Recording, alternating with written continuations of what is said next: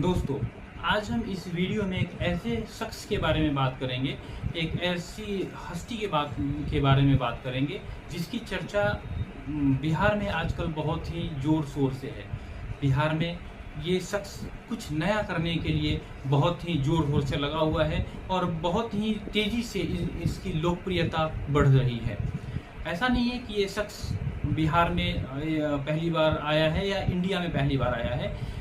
इस शख्स के बारे में हम 2012 से ही जानते हैं, जब नरेंद्र मोदी जी का कैंपेन इन्होंने किया था। मतलब 2012-14 से ये बहुत ही एक्टिव हैं इंडियन पॉलिटिक्स में। इनको पॉलिटिकल स्ट्रैटेजिस्ट कहा जाता है, इलेक्शन स्ट्रैटेजिस्ट कहा जाता है और इनका जो स्ट्राइक रेट है, आप कह सकते हैं, जो इनका रिकॉर्ड है अभी तक लगभग 90% से ऊपर का स्ट्राइक रेट रहा है। इन्होंने जहां जहां भी इलेक्शन लड़ाए हैं as a political election strategist इनकी जीत हुई है। इन्होंने पश्चिम बंगाल में टीएमसी के लिए काम कर रहा था, वहाँ पे उनकी जीत हुई। सबसे पहले इन्होंने नरेंद्र मोदी के लिए काम किया था 2012 से 14 के बीच में, और नरेंद्र मोदी जी को भारी मतों से भारी संख्या में सीटें मिली थी। उसके बाद केजरीवाल जी के लिए इन्होंने काम किया था, वहाँ पे उनको सफलता मिली थी। फिर उन्होंने बिहार में नीतीश जी के लिए काम किया था, वहाँ पे उन्हें सफलता मिली थी। साउथ में भी उन्होंने काम किया और वहाँ भी उन्हें सफलता मिली। उनके सफलता का और उनकी लोकप्रियता या उनके स्ट्रैटेजी का हम कहेंगे, अभी उनकी स्ट्रैटेजी का ये है कि ऐसा है कि वो जो भी स्ट्रैटेजी बनाते हैं, जिस भी तरीके का माहौल बनाने की कोशिश करते हैं, वो 100% उस तरीके का माहौल बनता है और वो वोट में कन्वर्ट होता नजर आता है, वोट में कन्वर्ट होता है। इसलिए ये कहा गया है कि पीके, उनको हम प्रशांत किशोर के नाम से जानते हैं और शॉर्ट में उनको पीके भी कहा जाता है। ये बहुत ही सुलझे हुए व्यक्तित्व के इंसान दिखते हैं और जो इनके बातों को आप सुनेंगे तो आपको महसूस होगा कि ये इंसान जो भी बोल रहा है वो किसी न किसी बैकग्राउंड से रिलेटेड है। मतलब वो कुछ भी हवा में बातें नहीं करते हैं, जो भी बात करते हैं वो बहुत ही सटीक और संयमित तरीके से बात करते हैं। ये बिहार से आते हैं, बिहार के एक छोटे सी जगह से में इनका जन्म हुआ था, वहाँ से ये निकल के आए हैं। सबसे पहले ये यूएन में इन्होंने काम करा है, इंजीनियरिंग का बैकग्राउंड है इनका।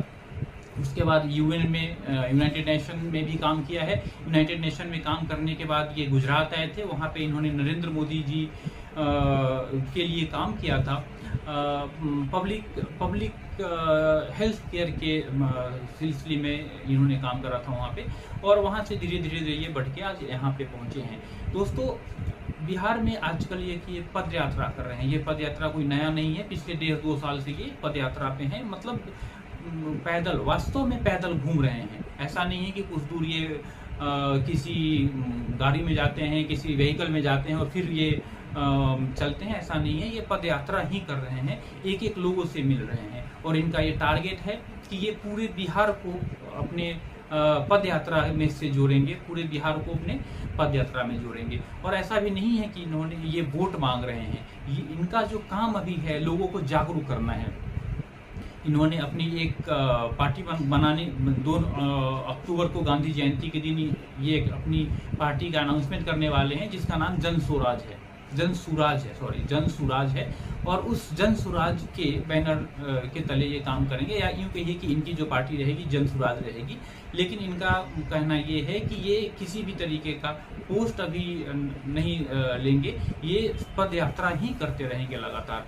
बिहार में जो इनकी लोकप्रियता है काफ़ी बढ़ रही है। इनका कहना है कि लगभग 1 करोड़ लोगों को जोड़ेंगे अपनी पार्टी के साथ, और इस पार्टी के जो संस्थापक होंगे वो पीके या प्रशांत किशोर नहीं, बल्कि कुल 1 करोड़ लोग से ज़्यादा होंगे जो बिहार के लोग होंगे। तो इनका कहना है कि बिहार काफ़ी पिछड़ा हुआ है। इनका कहना है कि बिहार जो है बूढ़ों का देश हो गया है, राज्य हो गया है। वास्तव में है, क्योंकि जो भी बिहार के लोग हैं या तो बाहर मजदूरी कर रहे हैं, या किसी व्यवसाय में हैं, या किसी नौकरी पेशा हैं, लेकिन वो बिहार से बाहर जाके ऐसा कर रहे हैं। तो उनका जो प्राइम टारगेट अभी है ये है कि इस चीज़ को हाईलाइट किया जाए, लोगों को ये बताया जाए कि आप अपने बच्चों को ये कहिए कि हम बिहार में ही कुछ ऐसा करने जा रहे हैं जिससे कि उन्हें बाहर जाने की ज़रूरत नहीं रहेगी और यहीं वो काम कर पाएंगे जो अभी वो बाहर में जाके कर रहे हैं। तो उनका जो ऑब्जेक्टिव है, उनका टारगेट है, उनका जो मिशन है और विजन है वो बहुत ही क्लियर है कि बिहार को टॉप 10 राज्य में लाना आने वाले 10 साल में। उनका कहना है कि वो पूरी 243 सीट पे इस बार चुनाव लड़ेंगे। और उनका ये भी दावा है कि आज तक प्रशांत किशोर ने जिसे भी चुनाव लड़वाया है वो कभी हारा नहीं है। मीन्स उनका कहना है कि वो जन स्वराज पार्टी को भी सत्ता में ला के रहेंगे। अब जानते हैं बिहार में लोगों का इनके बारे में क्या कहना है। बहुत ही मिक्स प्रतिक्रिया हैं। मेरी बातें हुई हैं कुछ लोगों से जो कि बिहार में एक्टिव पॉलिटिक्स से जुड़े हुए हैं, और उनका ये मानना है कि ये तो सब ठीक है कि प्रशांत किशोर जी बहुत मेहनत कर रहे हैं, अच्छे आदमी हैं, पढ़े लिखे इंसान हैं, लेकिन इस बात की क्या गारंटी है कि ये बाद में जाके कुछ आप पार्टी के जो संस्थापक केजरीवाल थे, केजरीवाल की तरह नहीं हो जाएंगे, मतलब सत्ता लोलुप नहीं हो जाएंगे, सत्ता लोभी नहीं हो जाएंगे।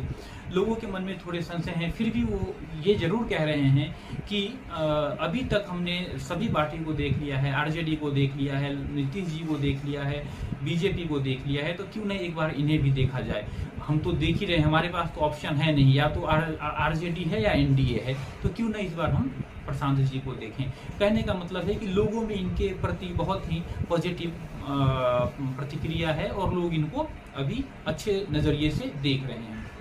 वास्तव में जब प्रशांत किशोर जी का आप कैंपेन देखेंगे, जब वो भाषण देते हैं, उसमें कुछ भी ऐसी बात नहीं रहती है जो छिपाई जाती है। सभी चीज़ों को बहुत ही खुल के कहा जाता है और बहुत ही खुले तौर पे वो लोगों को एड्रेस करते हैं। क्या गलती हुई है, क्या गलतियाँ इन्होंने पहले की हैं, क्या गलतियाँ आगे की हैं, ये सभी चीज़ें बहुत ही खुल के वो बात करते हैं और लोगों को बताते हैं कि ये जो आपने किया है इसका परिणाम अभी आप भुगत रहे हैं। लोगों में इसका अच्छा प्रभाव है, खास करके वैसे लोग जो लोग डायरेक्टली पॉलिटिक्स से में इन्वॉल्व नहीं हैं, चाहे वो किसी भी जाति के हों, बस उनको मतलब इस चीज़ से हो कि है कि बिहार में रोजगार की संभावनाएं हो, बिहार में सुरक्षा जगह, बिहार में के बच्चे बिहार में ही रह के अपने माँ बाप के पास रहें और कुछ अच्छा काम करें।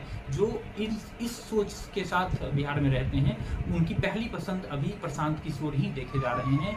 सिर्फ वो लोग ही थोड़े से दूसरी पार्टी की तरफ मोटिवेटेड हैं, जिनको अगर किसी दूसरी पार्टी की सरकार बनती है, मान लीजिए आरजेडी की सरकार बनती है या एनडीए की सरकार बनती है, और डायरेक्टली उन्हें उस पॉलिटिकल सपोर्ट के कारण, उस पॉलिटिकल बैकग्राउंड के कारण उन्हें कुछ अगर बेनिफिट मिलने वाला हो, कुछ उन्हें लाभ मिलने वाला हो, वही लोग सिर्फ इनके विरोध में बात करते हैं। नहीं तो जितने भी लोग हैं वो सभी प्रशांत किशोर के बारे में अच्छी बातें बोल रहे हैं और ये कामना कर रहे हैं कि प्रशांत जी आने वाले समय में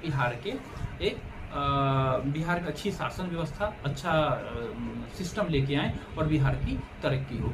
तो अभी देखना बाकी रहेगा कि ये आगे कैसे चीज़ें मूव करती हैं, लेकिन बिहार में इनके प्रति नज़रिया लोगों की अच्छी है और ये अच्छा करेंगे, इसमें इस बात का लोगों को पूरा भरोसा है।